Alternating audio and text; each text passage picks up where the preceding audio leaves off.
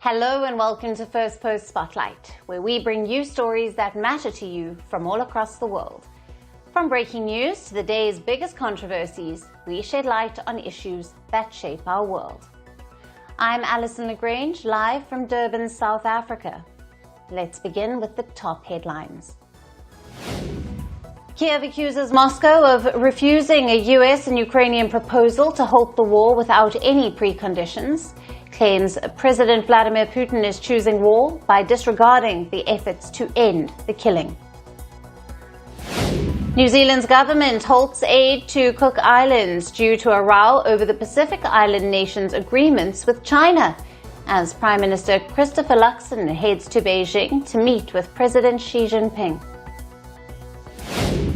The US Fed keeps the interest rate unchanged for the fourth consecutive time amid ongoing geopolitical tensions and trade-related volatility. Elon Musk's SpaceX Starship suffers catastrophic failure and explosion during a routine test in Texas, in yet another setback to the billionaire's supposed vision of turning humanity into an interplanetary species. And 3 French champagne producers face trial for alleged human trafficking and forcing migrant workers to live in appalling conditions during the 2023 grape harvest, a season that saw 4 workers die of sunstroke in eastern France.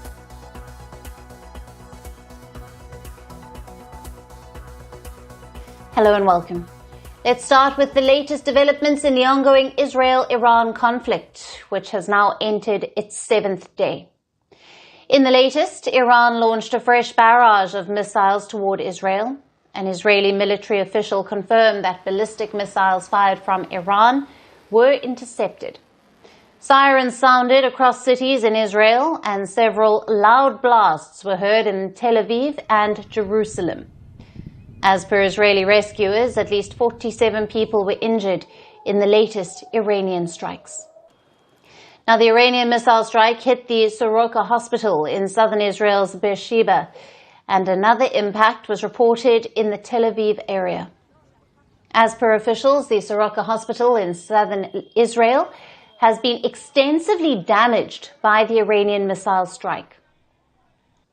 Condemning the missile attack on the hospital, Israeli Prime Minister Benjamin Netanyahu said, and I quote, "Israel would exact the full price from the terrorist tyrants in Tehran," unquote. Following the missile attack on the hospital, Israel says it has ordered army to intensify strikes on Iran. Now, following the attack, Iran has said that the main target of the missile attack that hit the hospital was an Israeli military and intelligence base, not the health facility. Meanwhile, the Israeli army said that it struck an inactive nuclear reactor in Arak in Iran during the overnight raids, while also targeting the Natanz nuclear site again. A statement released by the Israeli military said the structure of the reactor's core seal, which is a key component in plutonium production, was also hit. As per the Israeli military, the strike on the site was carried out to prevent the reactor from being restored and used for nuke development. As per the statement, around 40 Israeli Air Force jets had taken part in the overnight raids that saw dozens of sites hit. The fighting is just not happening on the ground, but also in cyberspace. The latest update from the internet watchdog NetBlocks on Thursday showed that Iran had been offline for 12 hours. Iranian media later reported that Israel briefly hacked the state television broadcast, airing footage of women's protests and urging people to take to the streets. Numerous sites and apps have remained at least partially inaccessible in Iran. As the conflict between West Asia's 2 arch-foes rages on, the human cost of the conflict is mounting on both sides. The death toll from Israel's attacks on Iran has risen to more than 240, including 70 women and children. And at least 24 people have been killed in Iranian attacks on Israel. As tensions escalate in West Asia, its tremors are being felt in the United States, who is a staunch ally of Israel. Protests have erupted across the US over Washington's potential involvement in the Israel-Iran conflict. In the latest, President Donald Trump has said that he is still weighing his options on the United States' military intervention in the escalating hostilities. As Trump makes up his mind, Iran and Israel continue to trade blows, and the brunt of this conflict is being borne by the civilians on both sides. This remains a developing story, and we will keep bringing you the latest updates. Now, as the conflict between Israel and Iran continues to rapidly spiral, governments around the world are rushing to evacuate their citizens from both countries. With Israel's airspace closed and the two countries exchanging heavy missile fire, governments are organizing buses and planes, and in some cases assisting people across borders on foot. Let's take a closer look at these efforts. Now, starting with India, New Delhi has launched Operation Sindhu to evacuate its nationals from Iran. The first flight, carrying 110 students who were evacuated to Armenia from Tehran, landed in Delhi today.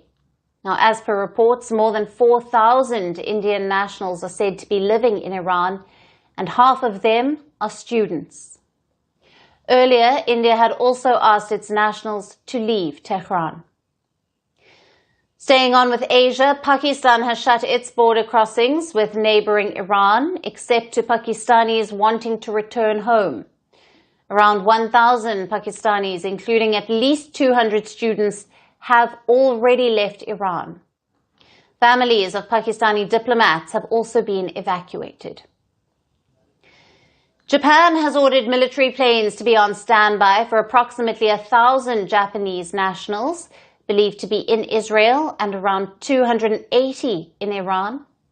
Japan's embassies are preparing to use buses to evacuate its citizens to neighboring countries in the region. Indonesia is also preparing to evacuate about 380 of its citizens in Iran by land.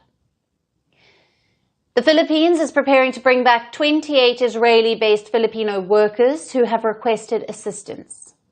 At least 21 Philippine government officials have already crossed into Jordan by land from Israel. New Zealand has closed its embassy in Iran, evacuating 2 staff members and their families to Azerbaijan by land.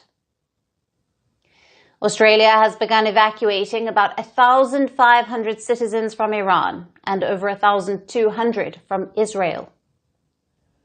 However, Canberra says the missile barrages make it too risky for civilian aircraft to land in either country, with the airspace remaining closed. A small group of Australians were evacuated from Israel via a land border crossing, with more such operations planned for the next 24 hours. European countries have already repatriated hundreds of their citizens from Israel. Slovakia has brought back 30 nationals from Israel, and the Czech Republic has brought back 66. Greece has evacuated 105 of its citizens, plus a number of foreign nationals via Egypt, while a private plane with 148 people landed in the Bulgarian capital Sofia on Tuesday. Around 200 Polish nationals are to be brought back from Israel via Jordan, and Germany also scheduled flights from Jordan to bring back nationals. Moving on to America, the U.S. ambassador to Israel, Mike Huckabee, has announced plans for evacuating Americans by both air and sea. The escalating conflict between Iran and Israel clearly has bigger consequences, not just for West Asia, but also for the rest of the world. And shifting focus to the growing aviation chaos, which has been triggered by the June 12th Air India crash in Ahmedabad. The tragedy claimed 270 lives and has sent shockwaves across the Indian aviation sector and has raised serious questions over safety standards at Air India. In the latest, Air India has announced a sharp 15% reduction in its international wide-body services, a major move aimed at containing the fallout from the disaster. The announcement comes amid rising public and regulatory scrutiny after the Civil Aviation Regulator, or the DGCA, ordered enhanced safety checks on Air India's entire Boeing 787 Dreamliner fleet. Air India currently operates 33 Dreamliner aircraft, but as of June the 19th, only 26 of them have cleared these stringent safety inspections. The remaining 7 planes still await final safety clearance, leaving India's largest international carrier struggling to operate at full strength. As of the morning of the 19th of June, major airlines including Air India and Indigo have cancelled dozens of flights at some of the busiest domestic and international routes. In the latest, a Hyderabad to Tirupati flight returned to Hyderabad due to technical issues. But the cancellations from Air India have substantially increased since the 12th of June Ahmedabad crash. Now, between the 13th to the 19th of June, the Tata-owned airline cancelled 83 flights domestically and internationally due to technical issues. On the 16th of June, Delhi-bound Air India Boeing 787-8 Dreamliner from Hong Kong returned to its airport of origin due to a technical issue. On the same day, Air India Express Guwahati-Kolkata flight was delayed by over 18 hours due to a technical glitch. On the 17th of June, Air India's Mumbai-Kolkata-San Francisco flight was terminated in Kolkata due to a problem in the engine. Air India Ahmedabad to London Gatwick flight was also cancelled on the 17th of June due to supposed unavailability of aircraft. On the same day, Air India cancelled its Delhi to Paris flight after some problems were detected during pre-flight checks. Air India says its move to slash 15% of its wide-body operations until at least mid-July will help stabilize its operations, improve predictability, and most importantly, spare passengers the frustration of surprise cancellations at boarding gates. Air India is also promising to release a fresh flight schedule from the 20th of June, with assurances that affected passengers will be informed well in advance, offered alternative flights rescheduled at no extra cost, or given full refunds if they choose to opt out. The airline admits that these cuts are painful but unavoidable, a direct consequence of the Ahmedabad crash, which has now become a wake-up call for India's aviation industry. The safety net is being tightened, but at the cost of temporary disruption to travel plans worldwide. Air India has vowed full cooperation with all investigative and regulatory bodies. The clear message to passengers: sit tight. The aviation industry hopes to return to normal services soon. But until then, expect flight disruptions, delays, and a bumpy ride ahead for India's most ambitious airline. And finally, shifting focus to Southeast Asia, Thailand's Prime Minister Paetongtarn Shinawatra appears to be in trouble. Earlier this morning, the Thai Prime Minister stood in front of cameras flanked by military top brass, apologizing for a leaked phone call that now threatens to bring her government down. The apology came just a day after the Prime Minister justified the controversial call and said it shouldn't have been leaked in the first place. The government also summoned the Cambodian ambassador to deliver a missive saying it was deeply disappointed about the leak of the phone call. All things considered, a conversation like this should never have been leaked in the first place. This person is at the level of a national leader. He was a former prime minister since he was 32, and is also the father of the current prime minister. The phone call in question, a flaky conversation with Cambodia's military leader turned political heavyweight Hun Sen. Prime Minister Shinawatra addressed Hun Sen as uncle and implied her own Thai army chief as an opponent. The call came even as Thai and Cambodian militaries clashed along their disputed border earlier this month. Following the leaked conversation, a key conservative ally, the Bumjai Thai, walked out of Prime Minister Shinawatra's coalition, taking 69 parliamentary seats with them and leaving the Thai government hanging by a thread. The existing coalition partners said that Prime Minister Shinawatra wounded the Thai army's dignity during her call with the Cambodian strongman. Prime Minister Shinawatra hopes with her apology, her remaining allies would stick around. But if that doesn't happen, Thailand could be looking at three options. Either a snap election, a new power deal between her rivals, and worse, a military coup. Now that's because in Thailand, when politicians wobble, the military has a habit of stepping in. The Southeast Asian nation has seen 12 coups since 1932, and now Prime Minister Shinawatra is reportedly fearing another coup. If that happens, it would be the third time a Prime Minister from the Shinawatra family gets booted by the army, after her aunt Yingluck in 2014 and father Thaksin in 2006. Meanwhile, the opposition People's Party is calling for elections, accusing her of a leadership crisis. The others from the old guard are calling her incompetent and naive, unfit to handle national security amid raging border dispute with Cambodia.